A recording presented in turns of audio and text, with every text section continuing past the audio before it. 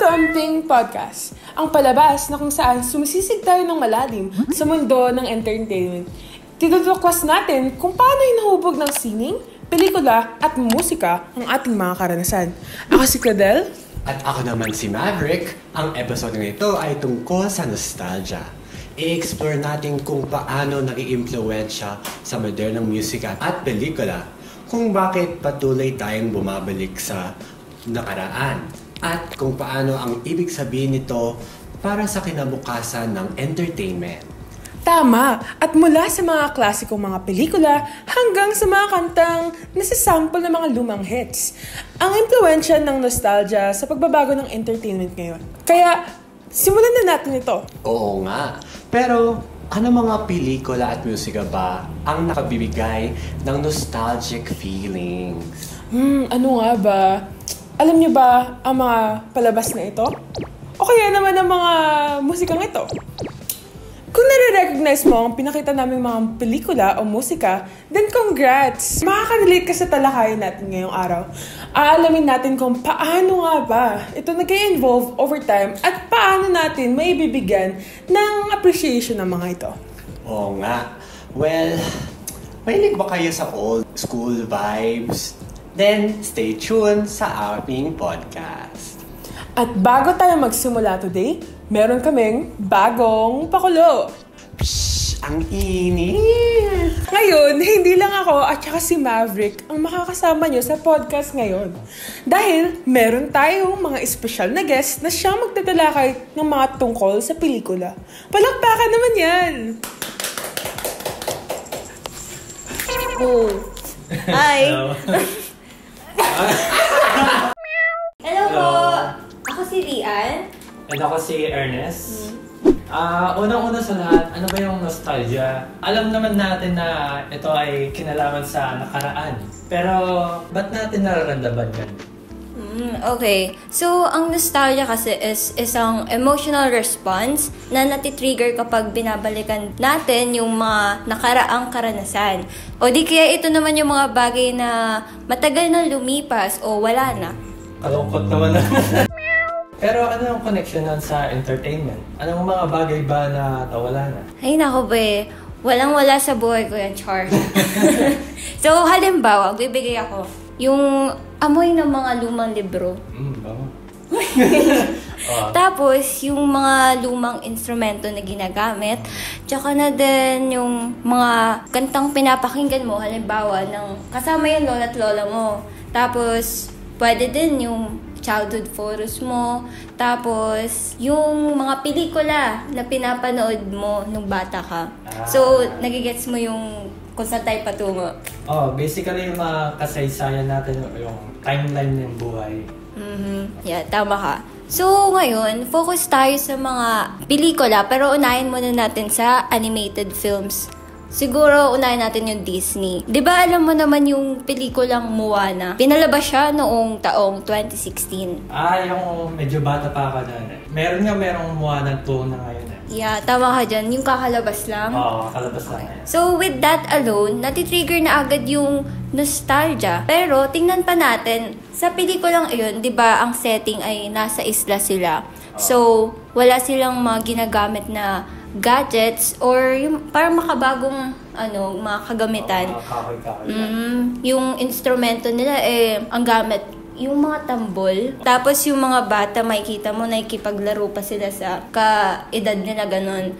So, nakaka-relate ka rin ba sa characters doon? Syempre. Lahat na natukoy mo doon yung mga childhood. Nakaka-relate siya kasi hindi pa uso yung cellphone dati. Mga instrument yung ginagamit natin. Tapos nakikipaglaro tayo sa mga labas ng bahay, gano'n. Tama ka dyan. Tapos meron nga taya-tayaan, tapos tago-taguan tayo. Saya na. Yes, ganun din sa mga ibang pelikula katulad ng Zootopia. Alam mo yun? Mga hayop na. Tapos Toy Story din, Finding Nemo. Kahit hindi ka naman hayop. Kahit hindi ka naman hayop, makaka-relate tayo sa storyline nila. Kasi majority is yung mga palabas na yun ay about family, di ba? So, natitrigger yung nostalgia natin sa pamamagitan ng social connection and storytelling. Kahit nga mga bagong pelikula ngayon, yung ano ba tagdan? Frozen 2, tapos Encanto, tsaka yung Inside Out. Uy, paborito ko yan. Yan. Kapag pinanood mo, mga kasama yung mga pamilya natin, tapos yung mga childhood din nandoon. Yun, nakaka-relate siya kasi nostalgic yung feeling na. Yeah, tama ka dyan. So, pag-usapan naman natin yung mga pinakamalaking nostalgic trends ngayon. Kayo ba, may mga paborito ba kayong nostalgic trends ngayon? Okay. Ikaw na lang. Syempre ako meron.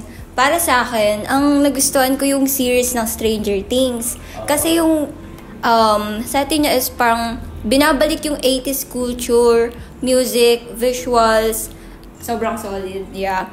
Kung pagdating naman sa music, sa pagkakalam ko, ang isa sa ginamit nila is yung Running Up That Hill. Yung paggamit nila ng music na yun, sobrang nostalgic. Tsaka isa yung nagustuhan ko is yung estilo ng set nila, yung pananamit, para tayong binalik talaga sa nakaraan eh. Tsaka yung mismong cinematography.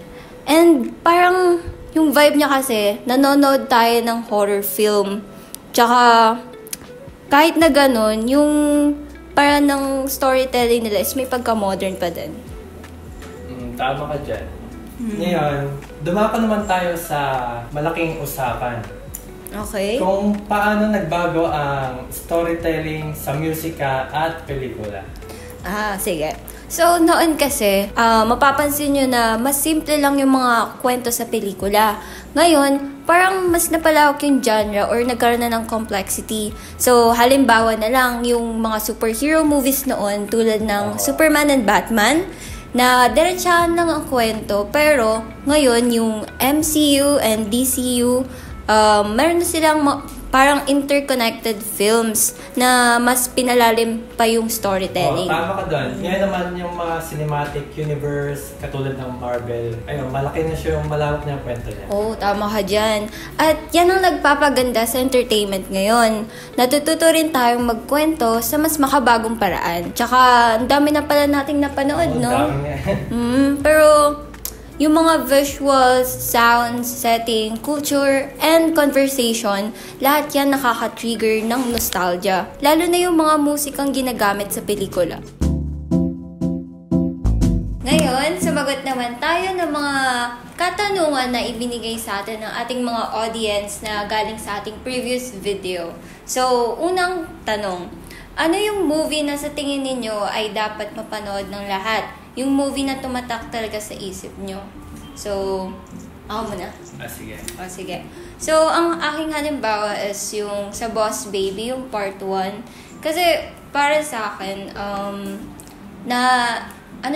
parang naano yung puso ko eh. Kasi nga, related siya dahil meron akong kuya. So, parang mas na-emphasize doon yung relationship or yung bonding. Sa film kasi na yun, hindi kasi sila ganun nagkakasundo ng kapatid niya na baby. So, ganun din kasi ako sa real life sibling ko. So, nag-away kaya?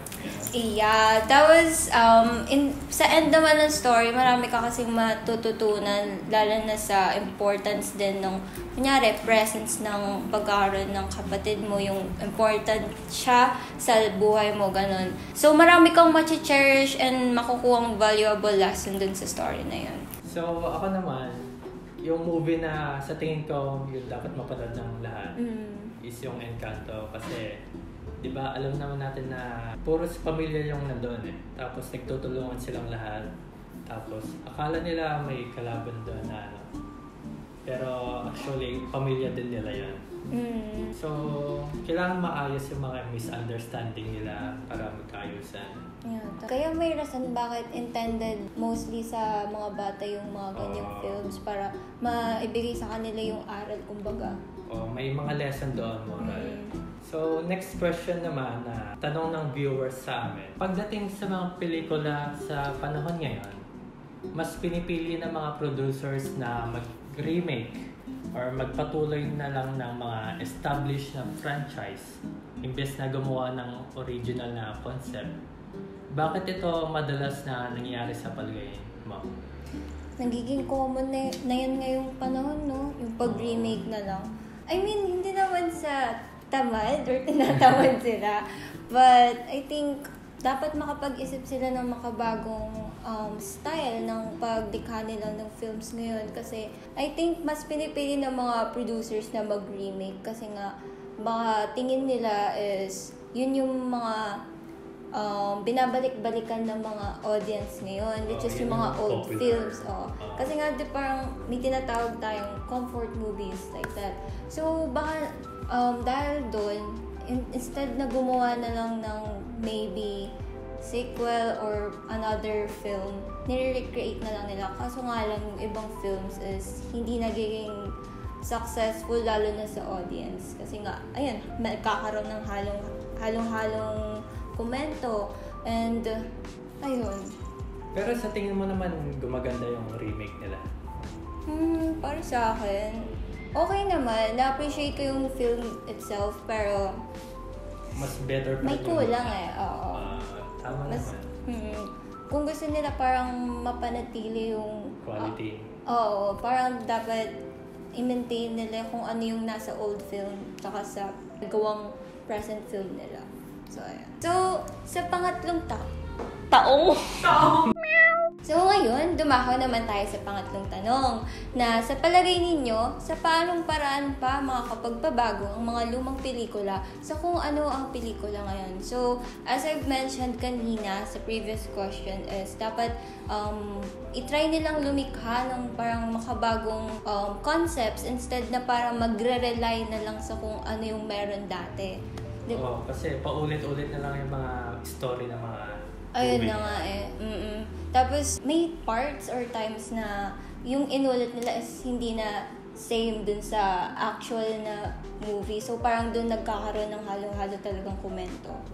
Inaaway nila yung mga bagong komento na sinasabi. Parang mas pumangit yung quality ng movie kasi binago nila yung scene na ito. Ganun. Oo, tama ka dyan. Ako naman, sa tingin ko, yung para maging better yung movie yung mga yun. Siguro, huwag sila masyado mag-rely sa mga technology kasi para sa future naman yung mga concept na yun. Pero, dapat ma-apply nila yung nakaka-relate na personality ng mga tao. Ganun. So guys, that's it. So sana meron kayong I guess napulot na aral sa mga ipinahayag naming thoughts. So puros naman pelikula pinag-usapan natin yan. Paano naman yung mga na-apply yung nostalgia sa mga musika? Anong pinagbago now and then? Sige, ngayon sa part na to ay tatawagin naman natin yung previous host para talakayan na to. Bye-bye! Hi, oh my gosh. So, at doon kami nagbabalik. Hello, guys. Namusta ba kami? Char lang. Maraming salamat kay Lian at Ernest sa inyong napakagandang mga pananaw. Oo nga, marami ako natutunan sa inyong mga madams. Ngayon ay sasagutin namin ang tanong ni Ernest. Paano nga ba ang nostalgia ng musika? Well, usually kasi kapag naging nostalgic yung isang kanta, it's mostly yung isang kanta ay hindi na napakinggan ng madalas or medyo outdated. Pwede. Pero para sa akin naman, isa rin sa mga factor na kung saan paano ito nagiging nostalgic is based on sa mga alaala na ating mga ginagawa habang nakikinig sa mga musika na ito. At dun sa panahon din na nakalipas nung ginawa natin ng mga alaalang ito. Halimbawa, nakikinig ka sa isang particular na musika o kanta tuwing ikay gumagawa ng mga schoolwork. Malipas ang ilang panahon, ay nakapagbibigay na ito sa akin ng musika. Mga lo-fi hip-hop dyan. Lo-fi beats. So, kunyari, naalala mo ba si Carly Rae Jepsen? OMG, si Carly! Yes! Oo, siya yung kumakanta ng Call Me Baby, right? Call Me Baby.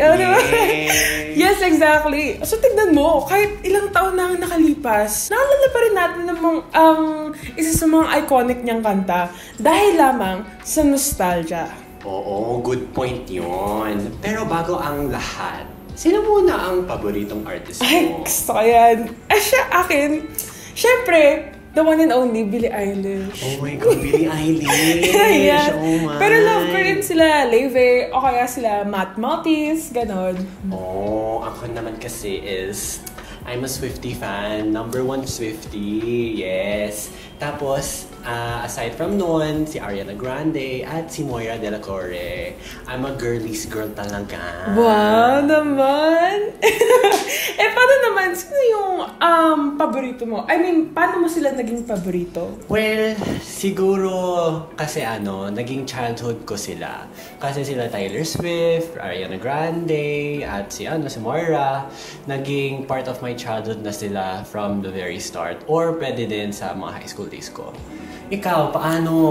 Ako, alam mo, I really love sila Maltese at Leve for all the same reasons din. You know, parang naging part na rin sila ng childhood ko, lalo na nung senior high ako, ganon.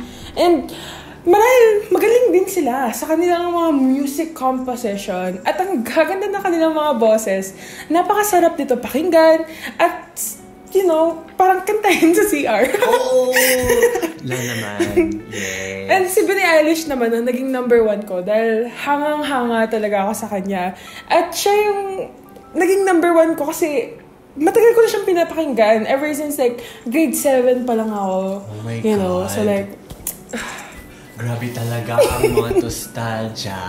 Yes. So, in other words, love mo talaga si Billie dahil naging nostalgic siya para sa'yo. I guess you could say that, yeah. Kasi nung na-discover ko ang mga kanta ni Billie Eilish, medyo bata-bata pa ako and yung mga panahon na yun, parang kinakailangan ko talaga ng kasama o kaya kahit anong something na pwedeng masandalan. I'm sure everybody can relate.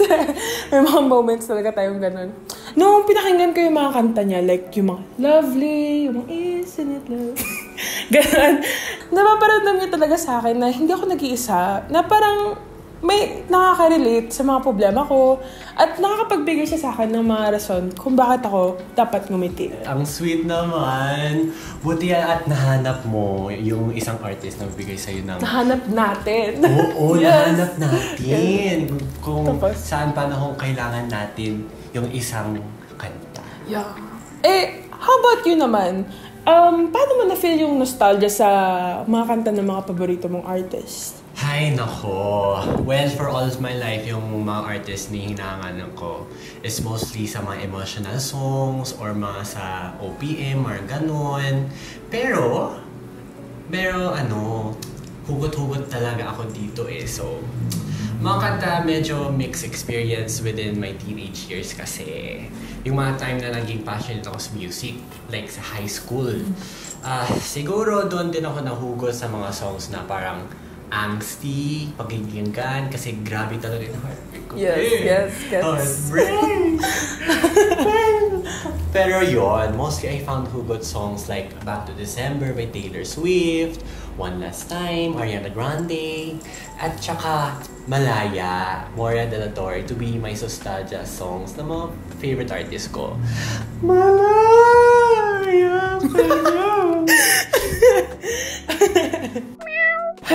Ay nako, I totally feel you. Sunod naman, gusto ko namang itanong sa'yo, ano ang mga elemento kaya ng paggagawa ng musika na para sa'yo nakakadulot ng nostalgia?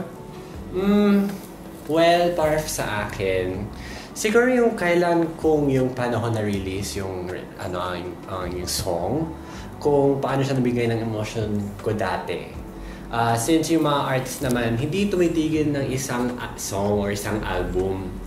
Parang isa lang, a decade for a song. It's a song that you would look up upon kapag na-miss mo na yung feeling na song na iyon, then reminiscing of a song na feel mo emosyon. Kagaya ng Malaya kay Moira De La Torre. Habang tinutugko ko siya, bumaligid ako sa panahon na nagmamahal ko yung isang tao. Para malalain siya, para magmahal ng iba.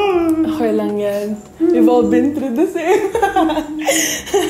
Sa akin naman yan. Pero, para sa akin naman, aside from the age of a song, ang mga elemento na nakakadulot ng nostalgia sa isang kanta, siguro yung chord progression. Medyo technical Pero yung mga chord progression na ginagamit nila. Sa musika kasi, may mga iba't ibang uri ng mga chords. At ang mga chords na ito ay nagbibigay ng kulay at emosyon sa isang kanta. Parang painter na paggamit ng mga kulay. Ganun.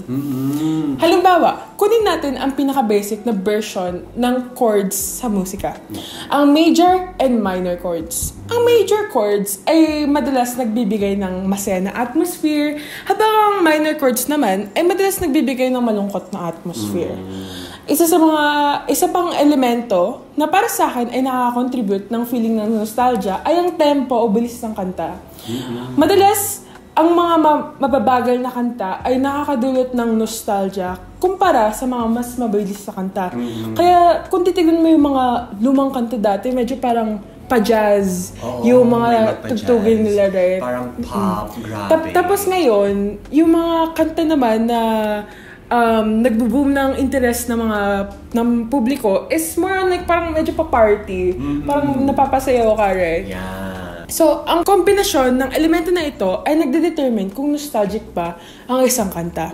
Halimbawa na lang, isang kanta na para sa akin ay tunog nostalgic ay ang kanta ni Matt Maltese, yung When You Wash Your Hair, ganon. Well, ako din, let me add an example. Alam mo yung Closer, Yes! Skirt. Oo, tama. Grabe talaga, Yes, nostalgic nun. So, ayun yung mga elemento sa paggagawa ng musika na sa palagay natin nakakadulot ng nostalgia. Pero ano bang meron sa nostalgia at paano nagagawang epektibo ang storytelling nito sa isang kanta? Ayun, storytelling, gusto ko yan. Kasi yung number one kong artist, Taylor Swift, ang galing niya storytelling. Yes. Grabe. Well, minsan nagre-relate sa feelings ng isang kanta na narasan mo, yung personally. Minsan narasan mo ulit yung first listen ng kanta. Well, kagaya ng isang sikat na love story. Tapos yung You Belong With Me sa Fearless. Like, oh my God. That. Mga story na iyon behind na nostalgic, ang relatable. Kaya meron rin mga tao sinasabi na, hala! Na-miss ko yan. Tugtog mo pa. Lakasan mo siya.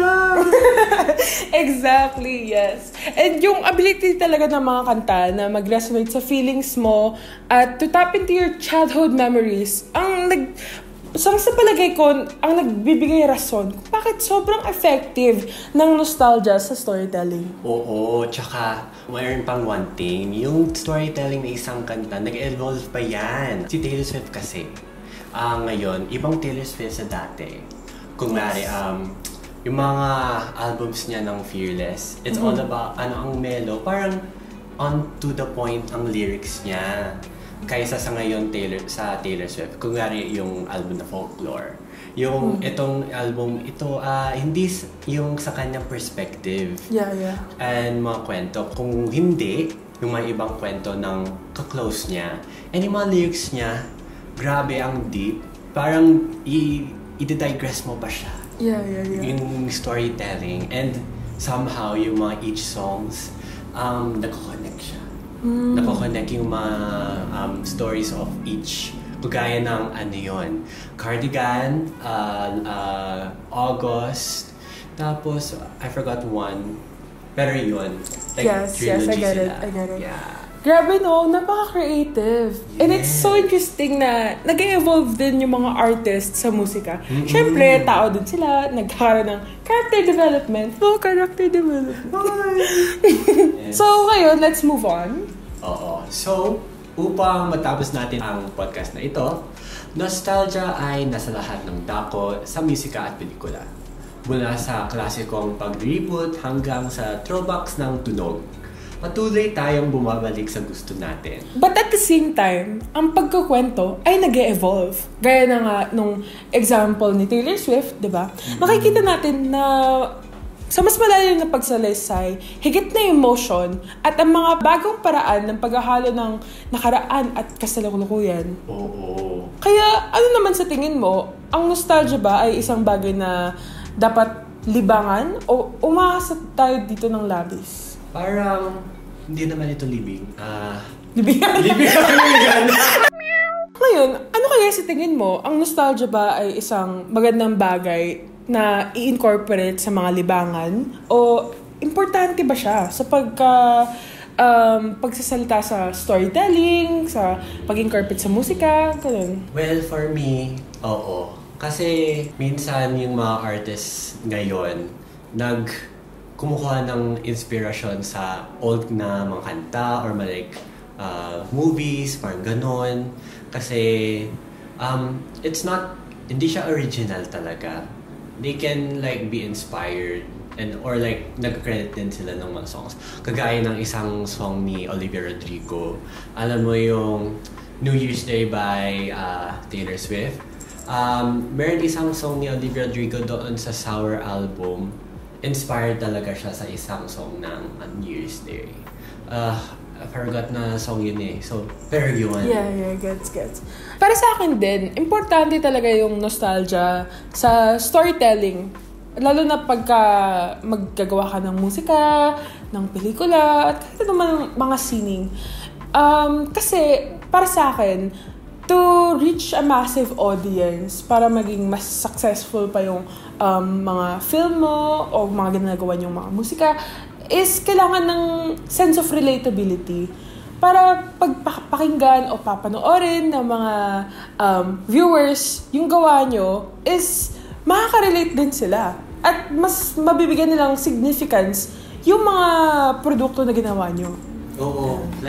For example, alam mo yung mga Disney remakes from these days? Yes, Disney remakes. Grabe talaga yung nawawala yung nostalgia. Alam mo yung bagong gawa nila na Snow White. Oo. Exactly. Oh my gosh. Parang nabago yung views or the nostalgia doon sa new remake niya. So that's why kailangan talaga i-preserve ang nostalgia para mabalikan yung mga dati nating mga kabataan pwede na the kabataan now, pwede na sila i-look back yung mga nagustuhan natin. Para ma-experience din nila yung parang sense of magic na naramdaman natin noon. At doon nagtatapos ang aming podcast. Ang dami natin na pag-usapang mga magaganda, no? Mga pelikula, mga musika. Grabe talagang nostalgia, guys. Very interesting. At kami naman, gusto namin malaman ang inyong mga thoughts and opinions. I-comment nyo down the comment section down below. Mag-subscribe na rin, mag-ring the bell, and mag-like din sa YouTube channel namin. At manatiling matatutok sa aming susunod na episode. Yes. So sana talaga nakapag-enjoy kayo sa ating podcast for the day. And sana rin nakapag-relate kayo sa podcast namin for today. Muli, ako si Claudel Nangco. Ako po si Maverick Crisostomo. At kami naman, si Ian Aquino. At Ernest Domingo. At kami ang Amping Podcast. Bye! Ano ka?